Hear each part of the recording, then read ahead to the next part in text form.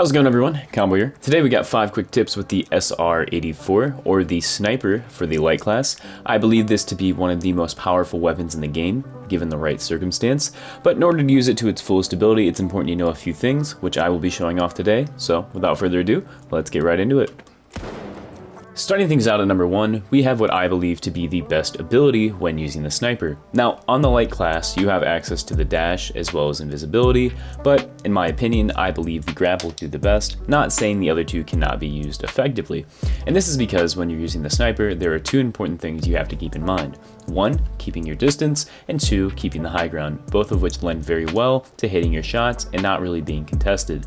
There's also a very cool technique you can do when using the grapple that allows you to shoot targets while you're grappling away. This can be very good if you're getting chased by a target, especially if they're low health. It may be difficult at first, but I promise it's really not that bad once you do it a few times. So what it'll look like right here, this guy's shooting at me. As you can see right there, I hit my shot. The grapple lets me come back. It kind of lets me do a little loop, as you saw right there. And as I said, that takes some practice with the grapple, but it's really good if you give it some time. Next up at number 2, we have something that some people might think is funny. It's quickscoping. Now, there is a reason for this, right? So as you can see here, if we're aiming down sights, trying to hit our target and move, we don't move very fast. So if I'm moving like this, and the second I unaim, as you can see, I'm moving faster. That's where quickscoping comes in. Now, I know everyone doesn't want to be part of FaZe Clan, right? I get it. But this can be very useful, especially because I think because of the zoom the sniper gets, this helps you stay less disoriented. So if you want to hit your quickscopes more effectively, as you can see in my reticle right here, that little dot in the middle, when I aim down sights, that's exactly where my bullet's going to hit. Now, of course, recoil made it move, but you can see the premise there. So if I'm looking at this target here in front of me, before I quickscope, I want to make sure that little dot's on him. So if I do that, as you can see right here, my quickscopes are going to be consistent every single time, even from longer distances. As you can see, you can try for headshots too, like that. It's a little tougher. I wouldn't recommend it because these targets are moving slower. It's a little bit easier, but generally speaking, just try to put that dot on them and it'll make your quickscopes much more consistent, which will allow you to move around and do things like that.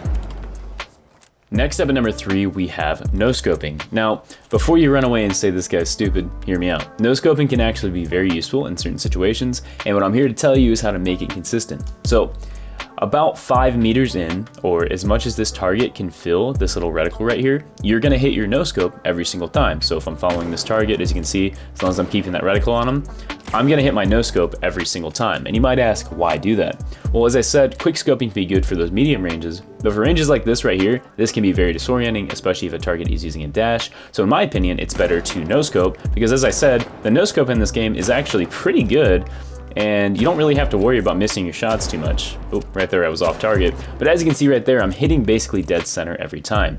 Now as a little bonus, this is probably a glitch, if you have the stun gun equipped and you crouch, as you see my reticle changes, well, this actually gives you perfect no-scope accuracy, regardless of the range you're at. Like I said, I'm certain this is a bug, but while it exists, yeah, go ahead, have fun with it.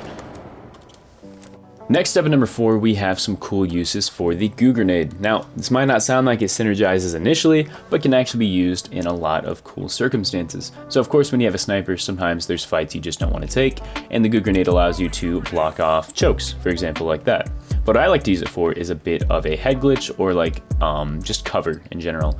So what you'll do is you'll drop it in front of you, like so, and then what I like to do to make this even stronger, of course you could use the wall just how it is right now to pop some shots and maybe go in and out like so. But something I like to do is break one of the corners, like this one for example. So shoot melee, and then shoot melee, and you'll see this breaks. And you can actually use this as a bit of a head glitch in itself. So as you see right here, because that little corner is gone now, I can back up a little further like this, and I have this cool little cubby hole I can shoot through like that. And this can be very powerful, especially if you're on a flat ground like this. Even on rooftops, sometimes it will sit unevenly and you can shoot on the bottom of it. But yeah, just generally speaking, I think the Goo Grenade synergizes very well, and you should definitely give it a try. And finally, at number 5, and this one might be a bit controversial, is just knowing when to not use the sniper. Now, depending on the map, for example, Las Vegas, or if you're in a close corridor, the sniper is more likely going to get you killed unless you're just absolutely out of your mind. So when you're making your loadout, make sure you have something to swap to. In my eyes, the best being the V9S, as I believe this to be probably the best weapon on the light class right now.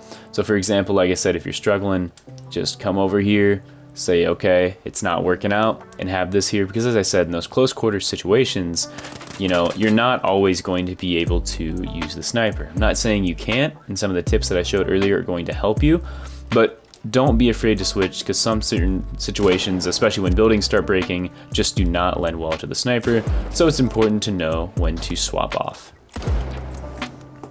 Anyways, everyone, I do hope you enjoyed this video. If you did, be sure to let me know in the comment section down below. And the inverse of that, if I missed anything, be sure to let me know, as there's a lot going on in this game, and it's very likely that I am missing on something very powerful, and I would like to share that. Oh, hello, there's my cat. I hope you guys enjoyed this video. As I said, be sure to leave me something in the comments saying whether it was good or bad. And yeah, this has been Combo. Thanks for watching. And yeah, peace out, everybody. Later.